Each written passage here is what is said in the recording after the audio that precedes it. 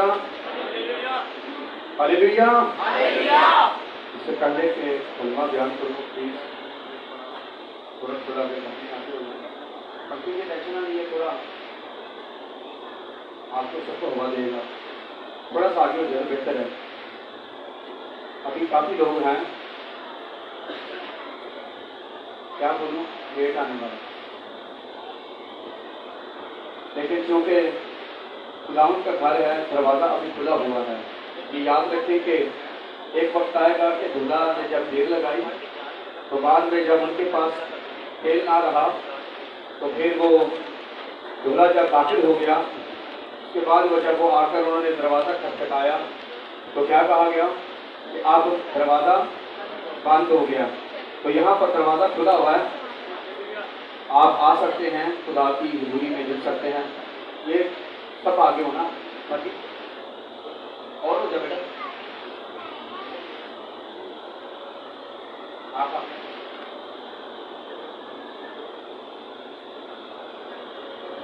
तीसरा कलमा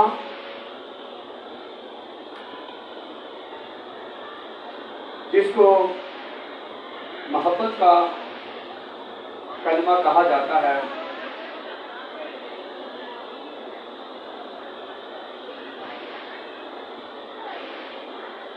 वैसे हम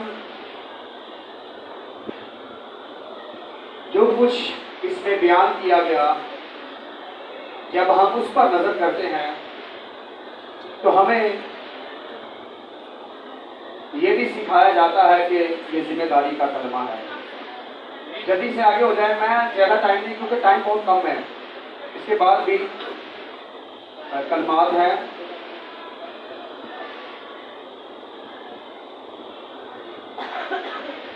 ये जो बाहर बैठे हैं प्लीज बेटा आगे आ जाओ।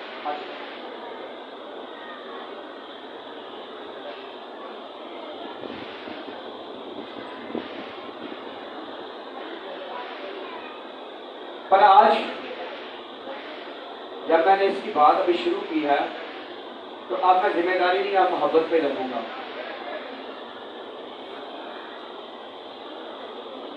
यूहन्ना रसूल की मार्फत से लिखी अंजील बाब नंबर 19 और आयत नंबर 25 से हम पढ़ेंगे। देखो, और यीशु की सलीब के पास उसकी माँ और उसकी माँ की बहन मरियम क्लोपास की बीवी और मरियम मगदलीनी खड़ी थी। यीशु ने अपनी माँ और शागिर्द को, जिससे मोहब्बत रखता था, पास खड़े देखकर माँ से कहा, आए और देख तेरा बेटा ये। फिर शागिर्द से कहा, देख तेरी माँ ये है। और उसी वक्त वो शागिर्द से अपने घर ले गया। खुदा के कलाम के पढ़े हैं और सुने जाने पर खुदा की बरकत तो सब कहें आमीन। आपस में बातें ना करें,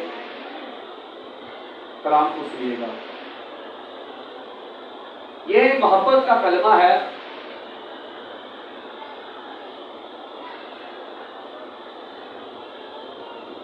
जिसमें मोहब्बत का इजहार इस तरीके से हो रहा है कि अपनी मां की जिम्मेदारी किसी ऐसे पर्सन को नहीं दी जा रही जो आम पर्सन हो। इसका ये मतलब हरगिज ना समझना, आप मुकद्दसा मरियम के बारे में सब जानते हैं कि खुदा खुद अपने फरिश्ता के वसीला से कहता है, तू औरतों में सबसे मुबारक है। उसकी तारीफ किसी इंसान के साथ जुड़ी हुई नहीं है, बल्कि खुदा आप उसकी तारीफ करता है और उसे पाक कहकर पुकारता है। मुबारक ठहराता है।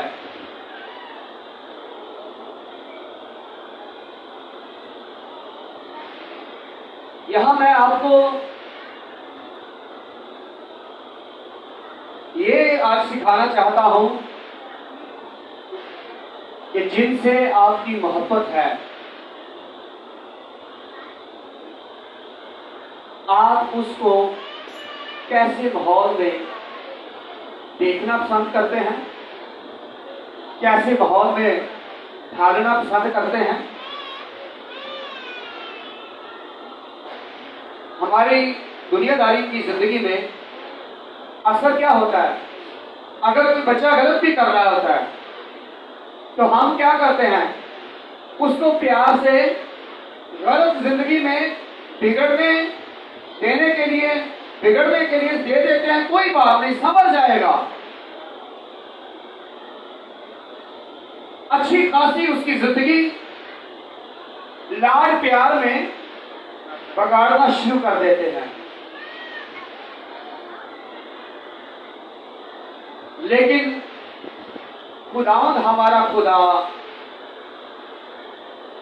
इस मोहब्बत में हमेशा अपने लोगों को संवारने और अच्छी जिंदगी गुजारने के लिए कायम करता है।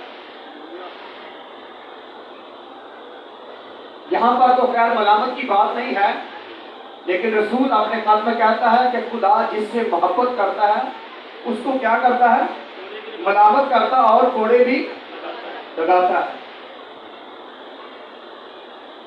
मोहब्बत ये नहीं है लफ्जी एतबार से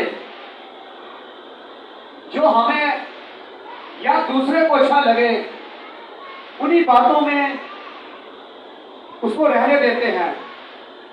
यहां पर खुदा का बेटा इस मोहब्बत में एक अहम किरदार अदा करता है कि अपनी मां की जिम्मेदारी एक ऐसे रसूल के सुपुर्द करता है जो रूहानी एतबार से हर तरह से बाइस बरकत रहा, जो रूहानी एतबार से हर तरह से कामयाब रहा और आने वाले वक्तों में भी वो कामयाब रहा। बाज़ बात हम ये नहीं सोचते कि हमारी औलाद की हिफाजत किन लोगों के साथ है। हम ये नहीं सोचते कि हमारे भाइयों की बहनों की हिफाजत किन लोगों के साथ है, किन लोगों के साथ उसका उठना बैठना है। अरे भाई, ये जिम्मेदारी ना भी ये जिम्मेदारी रसूल को दी जाती तो क्या मुकद्दसा मरियम का ख्याल रखने वाला कोई ना था?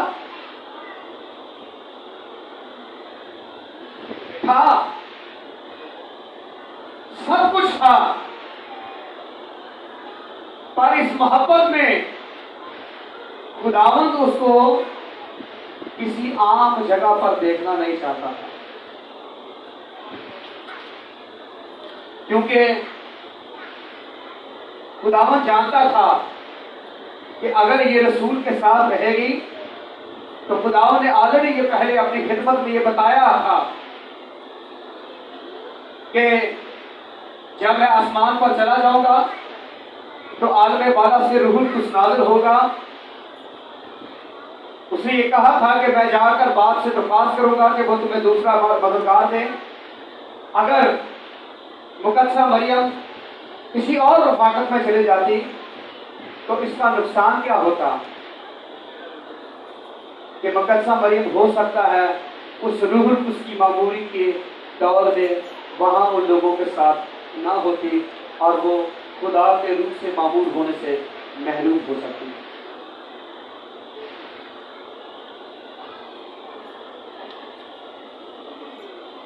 जब आप इन कलमों को बयान करने का मतलब सिर्फ यीशु मसीह, क्योंकि यीशु मसीह की जात कामिल है, यीशु मसीह के काम कामिल है, इनमें से एक नतीजा, एक सोच निकाली जाती है जिससे दूसरे लोगों को अवेयरनेस दी जाती है कि वो इस कलमे से अपनी जिंदगी को कैसे बाइसे बरकत बना सकते हैं। हालेलुया। आज आप सबको, जो माएँ हैं, बहनें हैं, भाई हैं, टीम वर्क के लोग हैं, लीडरशिप में हैं, सबको ये कहूंगा, आप अपने अजीजों से अगर मोहब्बत रखते हैं तो आपने उनकी रूहानी रिफाकत का क्या सोचा? जब आप मोहब्बत की बात करते हैं तो आपने अपने माँ बाप, आपने अपनी औलाद, आपने अपने भाइयों, अपने बहनों, अपने बच्चों की रिफाकत के बारे में क्या सोचा है? कभी कभार किसी को कहे ना कि भाई वो कोई बात नहीं, आप वहां यहां पर तालीम ठीक नहीं है, आपके लिए दुरुस्त यह है कि आप किसी अच्छी तालीम को हासिल करें, चर्च के मामले में भी आप अच्छे तरीके से खुदा के कलाम को सीखने जाएं। कहते कि जी कोई गल नहीं, दुआई करनी है, जिथे मेरा मुंडा खुश है, जिथे मेरा भरा खुश है, जिथे मेरा अजीज राजी है, उथे जान दो, लगा रहन दो जिथे जा गया, जा रहा खुदा का इनाम लेना। गलत है ये। अरे भाई, आप सिर्फ यीशु मसीह की तरफ ये ना देखें कि उसने मुकद्दसा मरियम की जिम्मेदारी रसूल को दी है, उसकी परवरिश के लिए, उसकी केयर के लिए। ऐसी कोई बात नहीं थी। जिस्मानी तौर पर जब उसका शौहर जमीन पर था तो शौहर से बढ़कर उसकी कौन फिक्र कर सकता था? और शौहर भी कोई आम नहीं, खुदा से आगाही हासिल करने वाला, खुदा की ऐन मर्जी के मुताबिक उससे ब्याह करने वाला, खुदा की ऐन मर्जी के मुताबिक उस हालत में भी उसको लाने के लिए राजी हुआ जिस हालत में देखकर उसने उसको छोड़ देने का इरादा किया।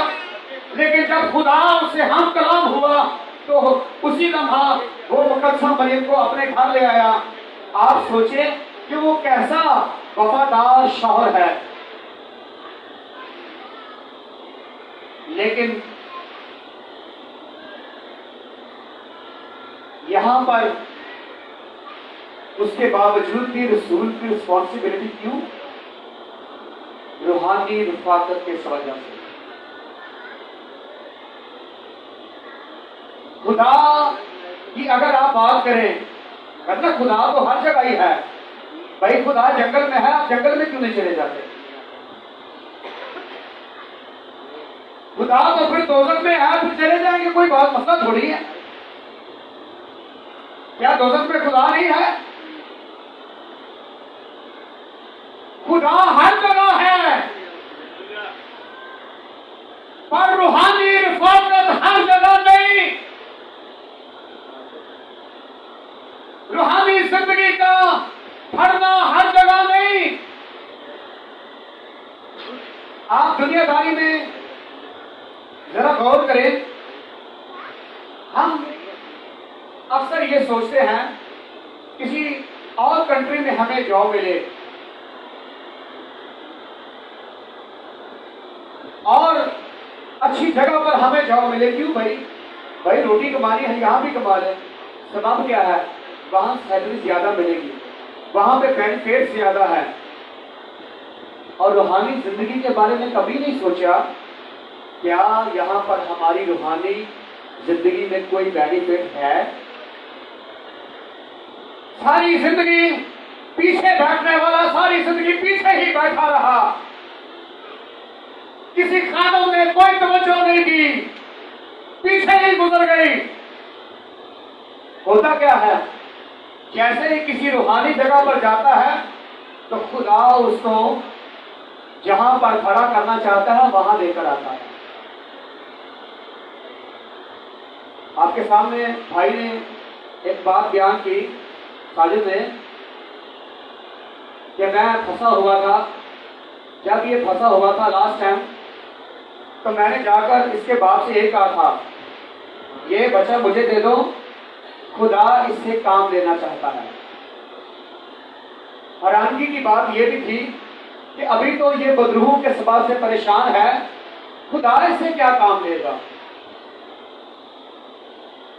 और जब हमने उनको बोला, अंकल मुझे शुरू से जानते थे लड़कपन से, जब से मैं कराची आया था, तो उन्होंने कहा ठीक है भाई, ये आपकी गोद में देते ही आपको दे दिया।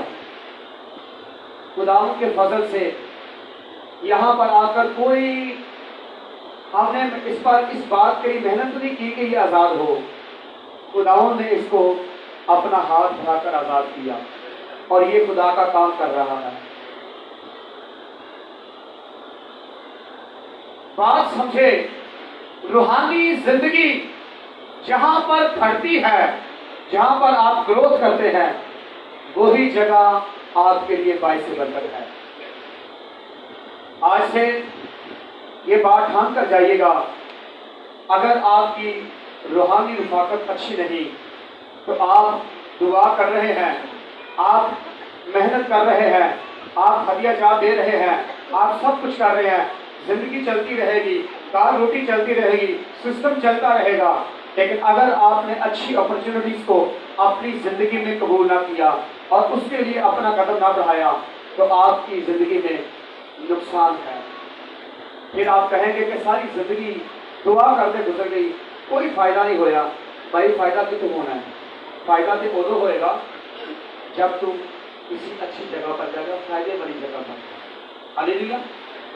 तो खुदा का बेटा यीशु मसीह अपनी माँ को एक ऐसी जगह पर सौंपता है जहाँ पर रूह उसकी मामूरी, जहाँ पर खुदा का जलाल, जहाँ पर खुदा अपने जोर को जाहिर करने को था।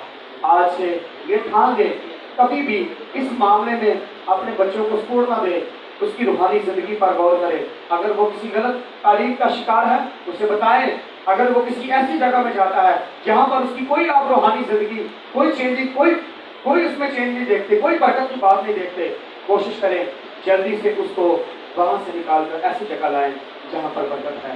टाइम बहुत ज़्यादा हो रहा है, मैं टाइम में रहना चाहता हूँ। आए अपने सुर को चुकाएं और दुआ मांगे और खुदावंद अपने खुदा का शुक्र करें। और आज से ये ठान अपनी ज़िंदगी में ठान ले कि हमने अपने लोगों को, अपनी औलाद को, अपने बच्चों को, अपने भाइयों बहनों सबको रूहानी ज़िंदगी में हर तरह से उस जगह पर लेकर जाना है जो जगह उसके लिए बाइस बरकत हो। आमीन।